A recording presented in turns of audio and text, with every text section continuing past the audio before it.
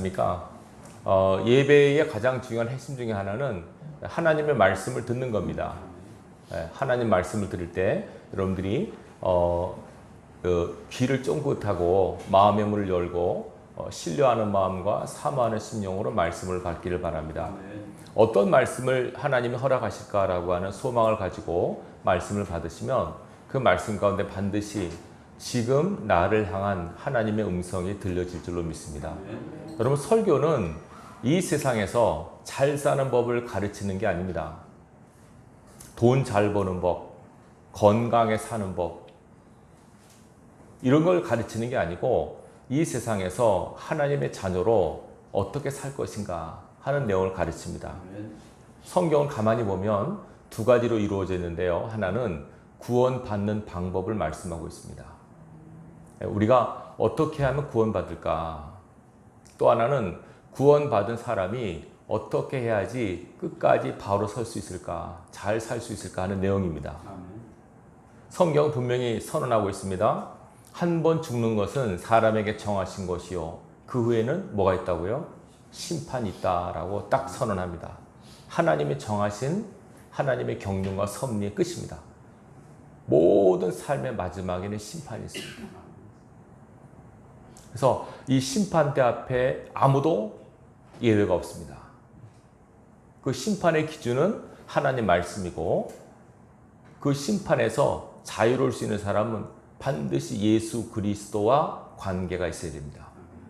예수 그리스도 외에 그 어떤 다른 곳으로는 천국 갈 수 없다고 선언하기 때문에 뭐 잘 살면 되지, 바르게 살면 되지, 나는 법 없이도 살았어, 나쁘지도 않았어, 이것 갖고 구원받는 건 절대로 아닙니다. 그렇다고 또 그러면 나는 예수 믿었는데 뭐 대충 살아도 되겠지, 이것도 아니고요. 제대로 사는 게 중요합니다. 자, 우리가 성경은 영서기 때문에 영적인 원리를 말씀하고 있습니다. 여러분들이 신앙하면서 몰라서 죄를 짓게 되면 얼마나 안타깝습니까? 적어도 우리가 이 원리를 모르면 안 되겠구나 생각되는 것들을 하나님 말씀을 통해서 여러분들이 잘 듣고 깨달을 수 있기를 바랍니다. 자, 오늘 내용을 잘 보십시오. 이게 로마서가 굉장히 중요한 성경이에요. 16장까지는 내용 중에서 8장이 가장 중요한 장이라고 말씀할 수 있고, 이 가운데서 오늘 읽은 내용은 하나님의 백성들이 이 땅에서 삶을 살아갈 때 어떻게 해야 되는가 하는 것을 말씀하고 있습니다. 결론적으로 다 우리가 아는 내용입니다. 그러나 다시 한번 이 말씀을 통해서 여러분의 삶을 객관적으로 조명할 수 있길 바랍니다. 그래서 내 삶을 내가 봐야 돼요. 그래서 지금 내가 잘 가고 있나 이걸 꼭 점검하시고 고칠 것이 있나 이걸 여러분들이 점검하셔서 셀프 체킹이라고 그러죠. 그래서 하나님 앞에 잘 가고 잘 설 수 있길 바랍니다. 자, 오늘 본문에 보시면은요. 자, 이렇게 말합니다. 16절 보십시오. 성령이 친히 우리 영과 더불어 우리가 하나님의 자녀라고 하는 것을 증언하신다. 예수를 믿게 되면 하나님의 성령이 우리 안에 거하십니다. 우리는 이제 혼자가 아닙니다. 홀몸이 아닙니다, 여러분. 성령을 모시고 있는 하나님의 전입니다. 이해하시겠죠? 그러니까 나 혼자지 아무도 없어라고 마구잡이로 행동하고 생각하시면 오산입니다. 하나님 앞에 큰 누가 될 수 있습니다. 자, 성령이 우리 안에 계셔서 너가 하나님의 자녀라고 하는 것을 증언한다고 말씀합니다. 근데 보세요. 자녀라면 상속자, 하나님의 상속자요 그리스도와 함께한 상속자니 우리와 그와 함께 영광을 받기 위하여 고난도 함께 받아야 될 것이니라. 이 상속자란 말은 기업을 물려받는 사람이에요. 예수 믿는 저와 여러분은 하나님의 상속자예요. 다시 말하면 하나님 우리에게 상속을 시켜주신대요. 기업을. 그 상속이라고 하는 것은 이 땅의 기업이 아니라 하늘의 분복을 말해요. 천국이라고 하는 그곳, 거기에 우리의 우리가 상속할 것들을 주셨다는 거예요. 우리가 이 땅에 살다가 열심히 살다가 하나님 앞에 가서 하나님은 나를 위해서 예배해 놓으신 상속을 받으셔야 돼요. 하나님 우리의 기업이 되시고 하나님을 잘 믿을 때 그물로부터 우리가 영적인 상속의 은혜를 누리는 거예요. 근데 조건이 있어요. 하나님의 상속자가 되기 위해서는 보세요. 이거 뭐라고 말합니까? 영광을 받기 위하여 고난도 함께 받아야 된다. 누구처럼? 그리스도 예수처럼. 예수님이 잘 보세요. 예수님이 하나님의 아들이셨지만은요, 공식적으로 온 열방에, 온 우주에 하나님의 아들로서, 온 천하의 왕으로서 인정받으시고 선포된 계기가 바로 십자가와 부활입니다. 십자가와 부활을 통해서 예수 그리스도가 하나님의 아들이시고 온 우주의 통치자이시고 만왕의 왕이심을 온 우주에 선포하신 겁니다. 예수님은 하나님의 기업이 되셨고 우리가 예수를 그리스도를 믿음으로 우리도 예수님처럼 함께 기업을 누리고 살 수 있다고 성경은 말합니다. 그래서 쉽게 설명드리면 예수님처럼 살면 된다는 겁니다. 예수님처럼 살면 돼요. 그래서 우리가 하나님의 부르심 받은 목적이 뭐냐면 성경에 말합니다. 예수님의 형상을 본받게 하기 위해서 우리를 부르셨다고요. 그러니까 우리가 본받아야 될 삶의 롤 모델이 누굽니까? 예, 여러분은 꼭 예수 그리스도로 답하셔야 됩니다. 뭐 이순신 장군이 세종대왕이 이러지 마시고 훌륭한 분들이지만 여러분들의 영적인 롤 모델은 예수 그리스도입니다. 아, 바울처럼 되고 싶어, 모세처럼 되고 싶어, 다 좋습니다. 그러나 진짜 우리 영적 모델은 예수 그리스도입니다. 하나님이신 그분이 사람이 되어 오심으로 우리 인간들에게 나처럼 살아야 돼. 예. 하나님을 믿는 거라고 하는 것은 나처럼 사는 것을 말해 라고 하는 것을 삶으로 보여주셨어요. 여러분들이 그 삶을 잘 보시면서 예수님의 행적을 마태, 마가, 누가, 요한복음을 잘 살피시면서 아, 예수님 믿는다고 하는 것이 뭔가, 아, 예수님처럼 사는 거구나, 예수님처럼 사는 게 어떤 건가 하는 것을 잘 보시고 나도 그분처럼 그렇게 삶을 살아야 된다고 하는 각오와 다짐을 하셔야 됩니다. 여러분 물어볼게요. 예수님은 집이 있으셨습니까?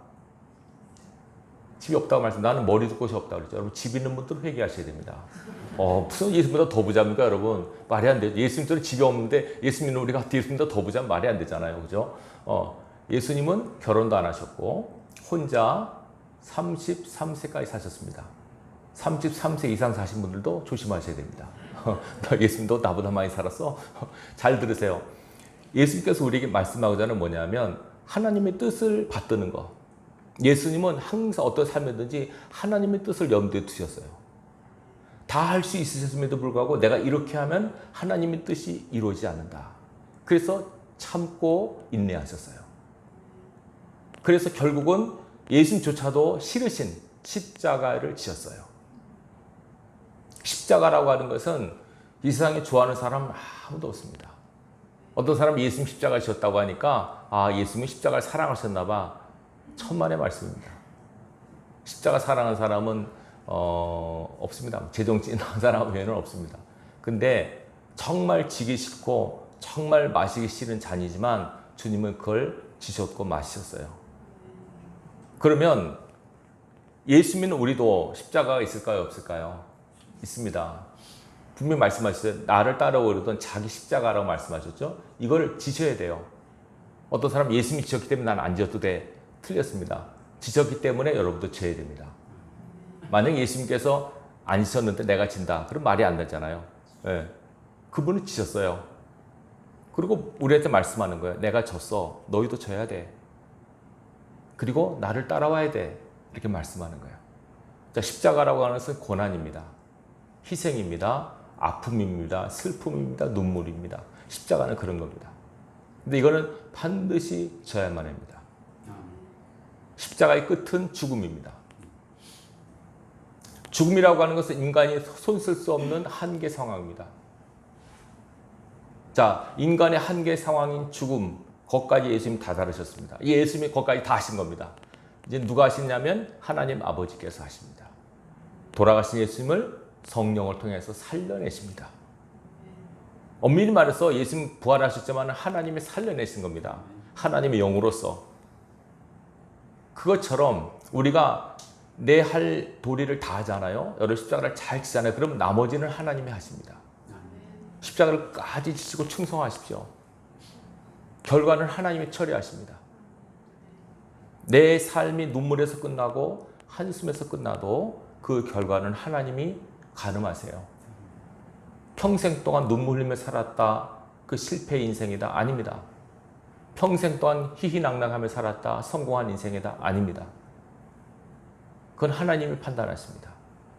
누가 성공했느냐, 누가 실패했느냐는 여러분 우리의 잣대로 감히 판단할 수 없습니다. 평생 눈물로 길을 걸었지만은 하나님 앞에 섰을 때 주님이 환하게 웃으면서 맞아주십니다. 맨날 희희낙낙하고 띵까띵까하고 살았는데 저 앞에서는 그날에 넌 지옥이다. 그럴 수 있습니다. 잘 보셔야 됩니다. 이 십자가와 부활이라고 하는 신앙의 코스는 주님께서 우리에게 보여주신 예수 믿는 사람이 걸어가야 될 길입니다. 그렇죠? 그러니까 십자가를 반드시 통과하셔야 돼요. 그래서 그걸 이 말합니다. 뭐라고 합니까? 주님이 그렇게 하셔서 영광을 받으신 것처럼 우리가 그와 함께 영광을 받기 위하여 뭐도요?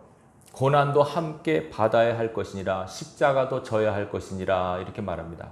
십자가는 학교로 말하면 필수 과목입니다. 교양 과목이 아닙니다. 선택 과목이 아니라 필수 과목입니다. 그래서 뭐가 지혜냐면 십자가를 안 지는 게 지혜가 아니고요. 십자가를 잘 지는 게 지혜예요. 혹시 기도하는 분 중에서 하나님 이 십자가 너무 무거워요. 제껴주세요. 벗겨주세요. 그렇게 기도하는 분 있으면 바꾸셔야 됩니다. 하나님 십자가를 잘 지고 바로 지게 해주세요. 십자가 지고 가다가 주님처럼 쓰러져도 또 일어나게 해주세요. 그렇게 기도하셔야 됩니다. 절대로 십자가를 벗어버리거나 안 지겠다고 하시면 안 됩니다. 적어도 하나님은 감당하지 못할 시험을 허락하지 않았다고 말씀하고 있기 때문에 여러분이 지은 십자가는 여러분의 믿음에 비례하게 지신 거예요. 나는 왜 이렇게 고난이 많을까? 예수님인데 왜 이렇게 시련이 많을까? 하나님께서 보실 때 그 사람은 그걸 감당할 만한 믿음이 있기 때문에 주신 거예요. 20kg도 못 드는 20kg 못 드는 사람한테 사람한테 뭐 50kg, 60kg 짐을 지겠습니까? 안 주십니다. 이렇게. 난 왜 이렇게 고난이 하나님, 나는 왜 이렇게 고난이 많아? 왜 이렇게 험한 길을 가요? 그 사람이 하나님 말씀 안에 바로 서 있다면 그것은 그 십자가의 무게만큼 하늘에서는 뭐를 바뀐다고요? 상급과 면류관을 바뀌어요. 이건 성경의 진리입니다. 이 원리를 아는 사람은 십자가를 기꺼이 지려고 합니다. 베드로는 이걸 알았기 때문에 그가 로마에서 순교할 때 어떻게 죽었습니까? 성경에 나오지 않지만 전해진 이야기는 십자가에 거꾸로 달려 죽었습니다. 나는 그럴 자격이 없다. 거꾸로 죽었습니다. 왜 이걸 합니까? 바보입니까? 아닙니다. 고난만큼의 영광. 우리가 흔히 영어로 쓰는 말 no cross, no crown이란 말 하죠. 십자가 없이는 영광이 없어요. 십자가 무게만큼 영광과 축복이 있어요. 성경에서 이걸 계속 강조하고 있어요. 근데 오늘날 뭐가 문제냐면 사람들이 이 십자가 없이 바로 영광으로 가려고 그래요. 고난 없이 바로 축복으로 가려고 그래요. 누구는 다 그렇죠. 근데 그거는 죄송하지만 성경의 공식이 아닙니다. 영광을 바라십니까? 축복을 바라십니까? 반드시 십자가를 통과하셔야 됩니다. 그래서 우리 기도는 십자가를 잘 통과할 수 있도록 잘 질 수 있는 지혜와 능력을 하나님께 공급받으셔야 돼요. 그래서 기도하는 거예요. 이해되시겠죠? 자, 분명히 말합니다. 고난도 함께 받아야 될 것이니라. 18절 같이 읽습니다. 생각하건대 현재의 고난은 장차 우리에게 나타날 영광과 비교할 수 없도다. 잘 보세요. 현재 고난이 있고 장차 영광이 있어요. 그죠? 이거 대조적으로 말합니다. 현재 고난이 있고 장차 영광이 있어요. 근데 성경에 뭐라 그러냐면 현재 고난과 장차 영광은 우리식으로 말합니다. 잽이 안 된다는 거죠. 잽이 안 된다는 거죠. 자, 그러면 현재 고난과 장차 영광 중에서 어떤 걸 택하겠느냐? 장차 영광을 택하는 게 당연하죠. 이게 상당한 거. 좋기 여기 옛날 개혁한글 보면 좋기란 말이 나오는데 여기 개혁 개정은 좋기 뺀데요. 비교가 안 된다는 거죠. 상대가 안 된다는 겁니다. 오늘의 고난이 아무리 커도 장차 고난에 비해서 받을 영광에 비하면 오늘의 고난은 아무것도 아니라. 근데 나중에 천국 가서 내가 더 큰 십자가를 질 걸, 더 큰 고난을 지면서 당할 걸 그렇게 후회한다고 하지 않습니까? 그때 내가 십자가를 안 지려고 했지. 내가 그런 고난 때문에 내가 벅벅거렸지. 후회한다고 하지 않습니까? 그 불화하는 사람, 순교한 사람, 가장 큰 십자가를 지고 저 앞에 선 사람. 그게 바로 최고의 영광이거든요. 최고의 영광은 주님께서 죽는 겁니다. 근데 어떤 사람은 그러다가 목사님 더 힘든 게 있어요. 이게 뭐냐 그러니까 맨날 순교의 삶을 사는 거. 그렇게 얘기하더라고요. 순교를 한번 빵 하고 죽으면 끝나는데 순교의 삶은 계속 살아야 되잖아요. 매일 죽는 마음으로 죽을 것 같은 마음으로 살아야 되잖아요. 가만 듣고 보니까 그 말도 그래요. 그렇죠? 예. 사실 우리가 순교하는 것은 그냥 금방이죠. 그냥 한순간 그냥 참수할 때는 목을 자르거나 총으로 빵 쏘라면 끝나는데 이거 순교의 삶은 매일매일 죽을 것 같은 마음으로 사는 거예요. 매일매일. 죽지도 않고 매일매일 죽을 것 같은 마음으로 사니까 더 힘들죠. 그것도 일리가 있다고 생각이 돼요. 어쨌건 중요한 것은 주님을 위한 마음으로 살아가는 거예요. 순교적 삶을 사는 거나 순교하는 거나 주님을 위한 마음으로 삶을 살면 되는 거예요. 자, 잘 보시기 바랍니다. 중요한 말을 합니다. 이제부터 19절부터 30절까지 뭘 얘기하냐면요. 기다림이 있습니다. 기다림. 오늘 설교 제목이 뭡니까? 우리는 무엇을 기다리고 있습니까? 여러분 잘 보세요. 제가 이제 밖에 다니다 보면 가게들이 많아요. 그죠? 대부분의 사람들은 장사하는 사람들은 뭘 기다릴까요? 사람을 기다려요. 사람을. 그렇죠? 사람을 기다려요. 사업하는 분들도 사람을 기다리고 가만히 보니까 교회도 마찬가지죠. 교회도 누굴 기다립니까? 사람 기다리죠. 여러분. 사람 와야 되지 않습니까? 사람을 기다려요. 엄밀히 말하면 사람이 아니라 그 사람이 갖고 온 돈을 기다리는 거죠. 사실 아닙니까? 또 병든 사람이 있습니다. 그 사람은 치유를 기다립니다. 집이 나간 자식을 둔 부모는 자녀의 귀환을 기다립니다. 뭔가 다 기다리고 있는데 오늘 성경을 보면 이 기다림이 나와 있습니다. 자, 세 가지가 있습니다. 첫째는 피조물의 기다림, 둘째는 하나님의 아들들의 기다림, 셋째는 성령 하나님의 기다림. 이 세 가지가 있습니다. 첫째, 피조물의 기다림. 자, 보십시다. 19절입니다. 피조물이 고대하는 바, 고대한다는 말은 간절히 학수고대한다 그러죠. 기대하고 바라는 겁니다. 뭘 고대합니까? 하나님의 아들들이 나타나는 것이니 피조물이 허무한데 굴복하는 것은 자기 뜻이 아니요 오직 굴복하게 하시는 이로 말미암음이라. 그 바라는 것은 피조물도 썩어짐의 종로로 탄 데서 해방되어 하나님의 자녀들의 영광의 자유에 이르는 것이니라. 피조물이 다 이제까지 함께 탄식하며 함께 고통 겪고 있는 것을 우리가 아느니라. 첫 번째, 피조물이라고 하는 것은 인간을 포함한 하나님 만드신 모든 것을 말합니다. 여러분, 이 눈에 보이는 모든 것 중 안 보이는 것도 마찬가지죠. 하나님께서 만들지 않은 것이 없어요. 이 피조물입니다. 이 피조물들이 기다린대요. 뭘 기다릴까요? 하나님의 아들들을 기다린대요. 하나님의 아들이라면 예수님만 하나님의 아들들이란 말은 예수를 믿은 하나님의 자녀들을 뜻해요. 하나님의 자녀들이 이 땅에 나타나기를 기다린대요. 왜 그러냐면 나오죠. 22절 나오죠. 피조물이 다 지금까지 함께 탄식하며 고통을 겪고 있다고 말합니다. 이걸 여러분들이 인지하고 계십니까? 다시 말하면 산이나 들이나 꽃이나 나무나 모든 동물, 식물들이 다 피조물입니다. 이것들이 고통받고 있답니다. 탄식한단 말은 신음한단 말입니다. 그거 앓고 있다는 겁니다. 모든 피조물들이 고통받고 있대요. 왜 고통받는지 아십니까? 자, 한번 창세기 찾아볼까요? 창세기 3장 17절 보십시오. 창세기 3장 17절입니다.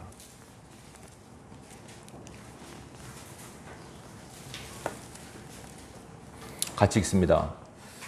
4페이지입니다. 창세기 3장 17절 시작. 아담에게 이르시되 내가 내 아내의 말을 듣고 내가 내게 먹지 말라 한 나무의 열매를 먹었은즉 땅은 너로 말미암아 저주를 받고 너는 내 평생에 수고하여야 그 소산을 먹으리라. 아멘. 잘 보십시오. 아담과 하와가 범죄했죠. 하나님께서 죄에 대한 대가를 치르게 하세요. 죄는 아담과 하와가 졌는데 땅이 저주를 받는데요. 누구 때문에? 아담과 하와 때문에. 왜 그런지 아십니까? 땅을 지배할 권리가 인간에게 있는 거예요. 창세기 1장 28절 보면 하나님께서 아담과 하와를 창조하신 다음에 땅을 정복하고 땅을 충만하고 땅을 다스리라고 명령하세요. 땅에는 모든 피조물들이 이름을 짓게 하세요. 동물들을 이름을 짓게 하세요. 아담이 이 땅의 통치자로서 하나님의 위임을 받아 세움받은 거예요. 그러니까 땅의 지도자는 땅의 통치자는 아담이에요. 근데 그 아담이 실족하고 타락했어요. 그러니까 땅이 지도자의 타락 때문에 땅이 같이 저주를 받는 거예요. 왜냐하면 모든 피조물 다 땅 위에 있잖아요. 공중에 있는 피조물은 없어요. 물론 새는 공중에 날아다니지만 결국 땅에 살아요. 다 땅에 살아요. 물론 바닷속은 틀려요. 바닷속은 틀려요. 잘 보세요 나중에. 자, 땅이 저주를 받아요. 저주를 받으니까 얼마나 힘들겠어요. 땅이 신음한다가 나와요. 그러다 마침내 땅이 심판을 받아요. 창세기 6장 13절 보십시오. 창세기 6장 13절 찾아보기 바랍니다. 창세기 6장 13절입니다. 12절 13절 같이 읽겠습니다. 8페이지입니다. 창세기 6장 12절 13절 함께 했습니다. 하나님이 보신지 땅이 부패하였으니 이는 땅에서 모든 혈육 있는 자의 행위가 부패함이었더라. 하나님이 노아에게 이르시되 모든 혈육 있는 자의 포악함이 땅에 가득하므로 그 끝날이 내 앞에 이르렀으니 내가 그들을 땅과 함께 멸하리라. 아멘. 자 보세요. 땅에 사는 사람들이 부패하고 타락해요. 하나님께서 분노하셨어요. 그래서 심판하신다 그래요. 그러면서 뭐라고 하냐면 땅에 있는 사람들만 심판하신다 그래요. 뭐라고 합니까? 땅과 함께 멸하리라. 땅도 같이 심판받는 거예요. 땅이 무슨 죄입니까 이거? 주인 잘못 만난 죄예요. 땅이 같이 심판받아요. 그래서 홍수가 쏟아지죠. 땅이 있습니까 없습니까? 땅이 없어져요. 온 세계를 뭘로 덮여요?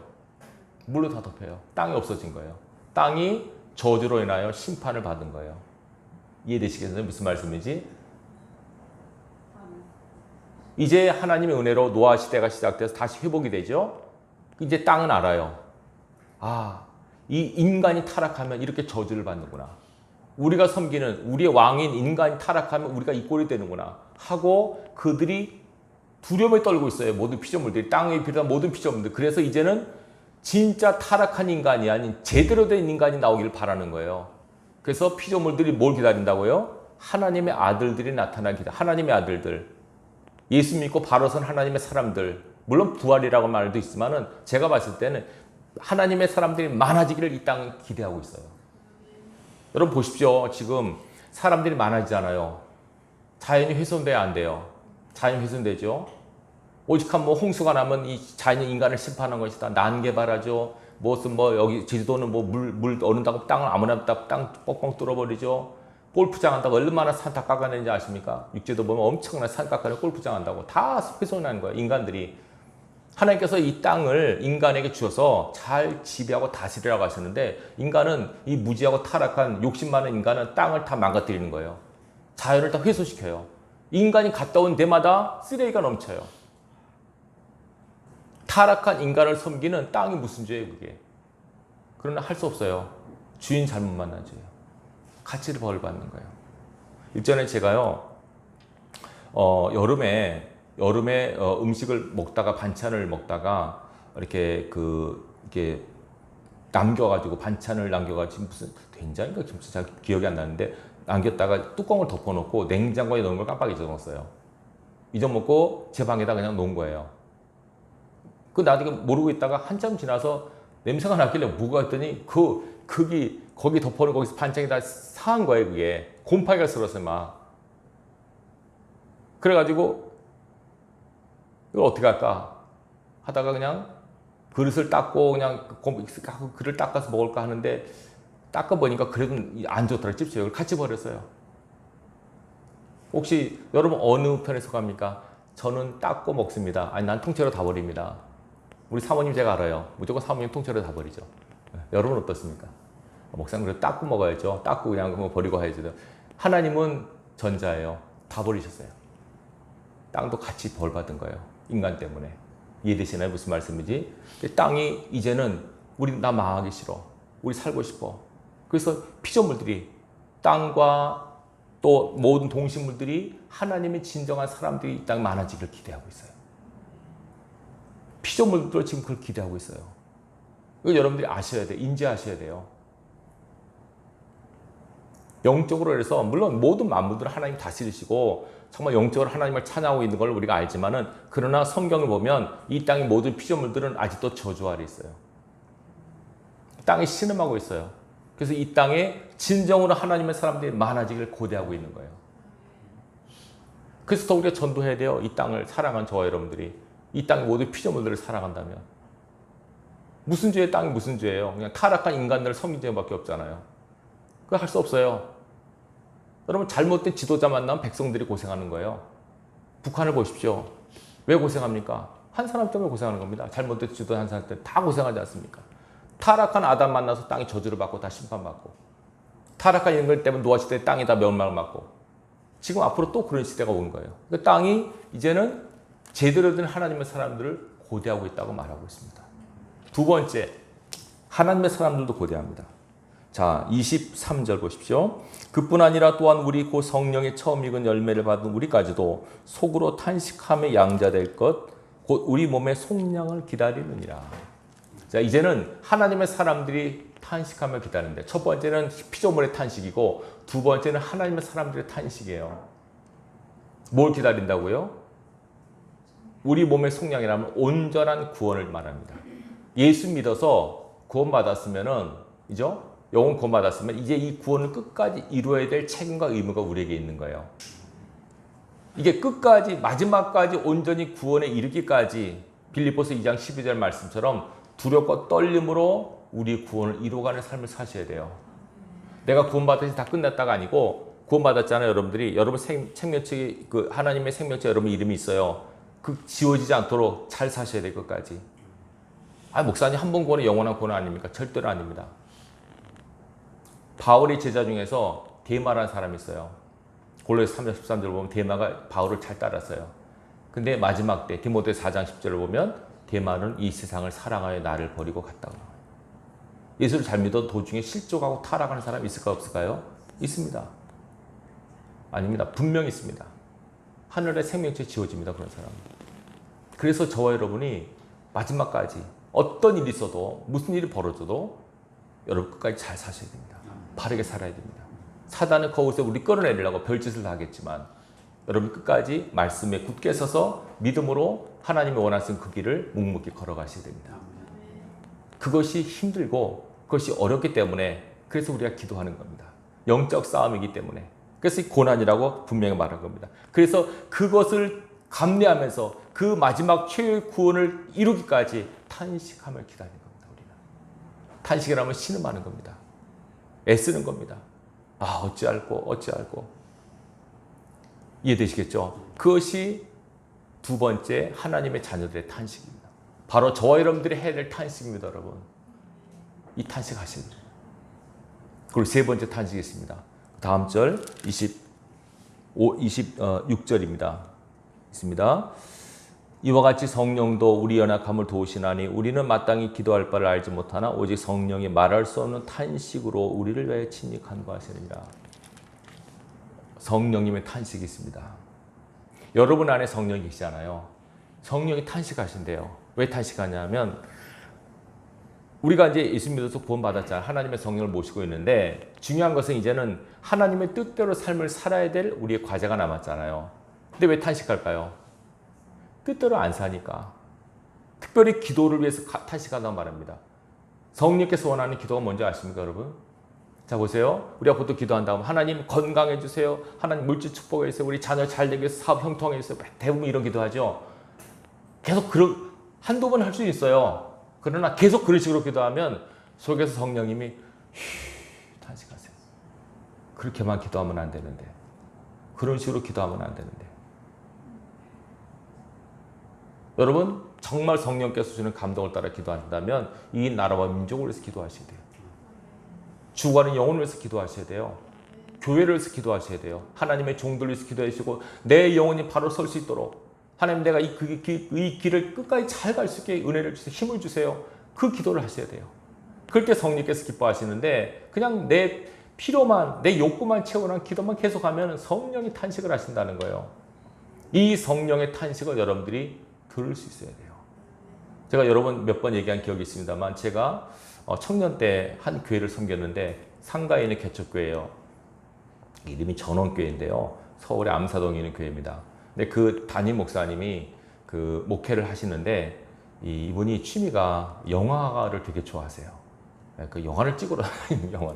그 전도사님 영화 배우 같은 전사님 모셔가지고 맨날 두 분이서 나가서 맨날 이제 근데 뭐 성경님께서 앞으로 미디어 시대가 온다.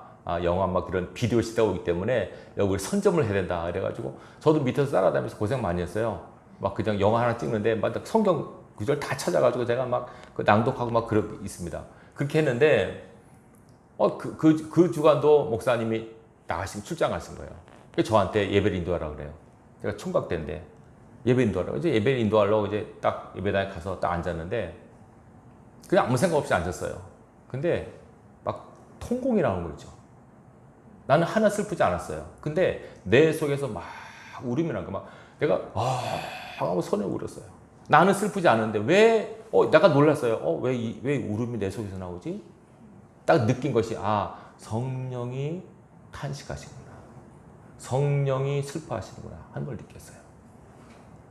내가 그때 내가 목회자 될 생각 안 했어요. 근데 목회자 되면은 어디 이렇게 하면 안 되겠구나.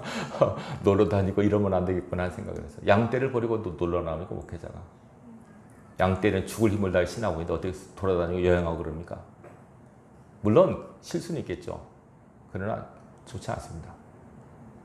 우리 살 날이 얼마 남았다고 놀러 다니고 뭐 여행 다니고 그럽니까? 저는 그때 아무 생각 없이 그냥 목사님 그런가 보다 했어요. 근데 성령께서는 안 그러셨어요. 슬퍼하셔서 나중에 그 교회 없어졌어요. 여러분 잘 보셔야 돼요. 성령께서 여러분 안에서 탄식하세요.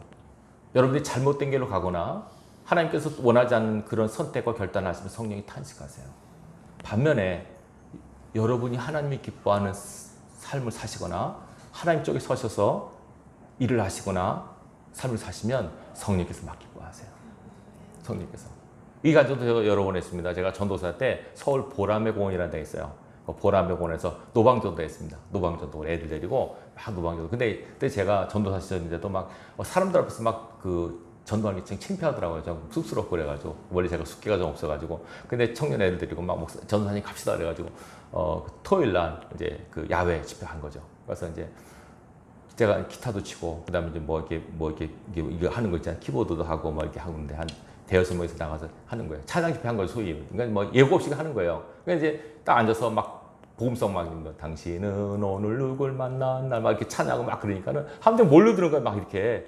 그러니까 막 1000명 하다 20만 또 수십 명이 막 둘러싸여서 막 보고 박수도 치고 같이 막 하는 거였는데 굉장히 차라리 안 왔으면 괜찮은데 막 우리가 더 막 창피하고 어떻게 할지 모르겠더라고요. 그래서 어쨌든 막 하고 설교를 해서 사람들 앞에 예수 믿으라고. 그러니까 뭐 반응이 여러 가지죠.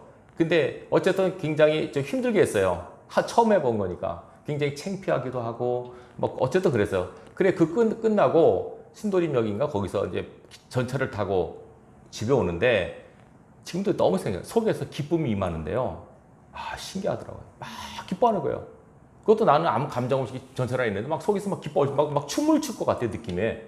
막 기뻐하는 거예요. 그것도 느꼈어요. 이거는 성령께서 기뻐하시는구나 한 걸 느꼈어요. 여러분, 나와 성령은 따릅니다, 여러분. 내 안에 여러분 성령이 같지가 않아요. 여러분 절대로 성령을 거스르거나 성령을 이렇게 어기거나 이렇게 하시면 안 돼요. 슬퍼하세요. 탄식하세요. 성령의 감동에 민감하게 반응하셔서 성령이 원하시는 쪽으로 행동하시고 말하시고 살아보세요. 성령께서 막 기쁨을 주세요. 이 기쁨은 맛본 사람만이 안답니다. 이건 설명은 안 되고 이건 맛본 사람이 압니다. 신비한 기쁨이에요. 제가 그런 거 체험을 개인적으로 했습니다. 잘 보세요. 우리가 하나님의 뜻대로 산다고 하지만 부족하잖아요. 살라고 애쓰는 것까지는 기뻐할 성령이. 그러나 내 마음대로 내 뜻대로 자기 멋대로 살아버리면 성령께서요 탄식하시고요 슬퍼하시고요 고통하세요. 하나님을 제일 고통스럽게 하는 게 우리의 죄예요. 하나님 막 고통스러워하시는 우리의 죄를 지면. 여러분 죄를 지면 내가 죄를 지는 이것보다도 안에서 성령께서 슬퍼하시고 통곡하시고 탄식하시다고 하는 인식을 하시면 돼요. 어쨌든지 여러분들이 하나님 말씀으로 살려고 거룩한 몸부림을 하십시오. 두렵고 떨림으로 구원을 이루라는 말씀은 굉장히 중요한 말씀이에요. 신앙의 길은 결코 넓고 평탄하지 않아요. 좁고 협착하다고 말씀했어요. 끝까지 그래요. 마지막까지. 이제 좀 펼래나? 아닙니다. 죽을 때까지 그 길을 걸으셔야 됩니다. 죽을 때까지. 이게 성경의 진리입니다, 여러분. 어디 예수 믿어가지고 이 땅에서 잘 살라고 합니까, 여러분? 그 잘못된 신앙입니다. 예수 믿고 바로 살아야죠. 진실하게 정직하게 살아야죠. 하나님이 인정하는 삶이 돼야죠. 그래서 여러분들 들으셔야 됩니다. 말씀을 속에서 그걸 깨치하셔야 돼요. 이런 탄식 속에서 이 성령의 탄식이 결국 우리로 하여금 오늘 28절이죠. 핵심절입니다. 하나님을 사랑하는 자, 곧 그 뜻대로 부르심을 입은 자들에게는 모든 것이 합력하여 선을 이루느니라. 성령의 탄식, 다시 말하면 성령의 도우심으로 인하여 결국 우리 모든 삶이 다 선으로 귀결되게 만드신다는 거죠. 하나님의 전능하심입니다. 그래서 슬프고 고통스러웠던 일들, 기억하기도 싫은 사건들, 이런 것들이 다 모으져서 나중에는 간증거리로 하나님의 역사가 있었던 찬양거리로 하나님께서 만들게 하신다는 거죠. 이것이 하나님의 신비한 역사입니다. 그때 그 눈물이, 그때 그 한숨과 그때 그 탄식이 오늘의 감사와 찬양거리가 된 거야. 요셉이 그랬고, 야곱이 그랬고, 다윗도 그랬고, 하나님의 사람들은 다 그런 길을 걸었어요. 꼭 기억하시기 바랍니다. 현재의 고난은 장차 영광과 좋게 비교할 수 없습니다. 장차 영광을 바라보면서 현재 십자가의 길을 걸어가시기 바랍니다. 여러분이 굉장히 중요한 위치에 있습니다. 이걸 여러분 인식하시기 바랍니다. 우리를 구원하신 것은 우리로 하여금 예수 그리스도를 닮게 하기 위함입니다. 주님 어떻게 사셨는가를 잘 보십시오. 어떻게 그 길을 걸으셨는가를. 죄송합니다만 사본서에 보면 예수님은요 우셨다는 기록은 3번 나와요. 근데 웃으셨다는 건 한 번도 안 나와요. 웃었단 말 한 번도 안 나와요. 그만큼 삶에 공고하셨다는 거죠. 어떻게 주님이 어떤 자세로 사셨는가를 잘 보셔야 돼요. 당신을 따랐던 사람들이 당신을 배신하고 저주하며 부인했을 때 주님이 그를 어떻게 대하셨는가? 그들을 미워하셨습니까? 복수하셨습니까? 십자가를 못 박으라고 저주하는 그들을 위해서 좀 기도하셨습니다. 용서해달라고. 끝까지 사랑하셨습니다. 이 길을 걸어가신 것을 잘 주목하시고 여러분들도 그런 일을 당하실 때 그런 주님의 모습으로 닮아가시기 바랍니다. 그리스도를 본받는 자 되시기 바랍니다. 바로 이것이 하나님께서 원하시는 저 여러분의 삶의 길입니다. 이렇게 그대로 사시다 보면 여러분 앞에 천국 문이 기다릴 것이고 천국에 입성해서 그동안 주님 때문에 겪었던 모든 슬픔과 고통과 눈물과 탄식들 영광의 면류관으로 바뀌게 될 것입니다. 이 믿음으로 승리할 수 있기를 주님의 이름으로 축원합니다. 기도하겠습니다. 하나님 아버지 감사합니다. 우리를 사랑하시는 주님, 우리에게 성령을 주셔서 이 땅에서 하나님의 사람으로 살게 하셨음에 감사를 드립니다. 피조물이 탄식하고 있고 하나님의 사람들도 탄식하고 있고 성령님도 탄식하고 계십니다. 이 탄식 소리를 듣게 하셔서 하나님께서 뭘 원하신가를 늘 분별하고 주님이 원하시는 그 길에 그 뜻에 내가 있게 하여 주시옵소서. 내 뜻대로 내 마음대로 하지 않게 하시고 항상 하나님 말씀에 따라 살아가고 움직일 수 있는 지혜와 능력을 더하여 주시옵소서. 반드시 선으로 바꾸시고 역사하실 줄로 믿습니다. 사랑하는 성도님들 이번 한 주간도 꼭 승리하게 하셔서 이 승리가 계속 이어지게 하셔서 주 앞에서는 그날에 주님 품에 기쁨으로 안길 수 있는 우리의 삶이 되게 하여 주옵소서. 예수님 이름으로 기도합나이다. 아멘.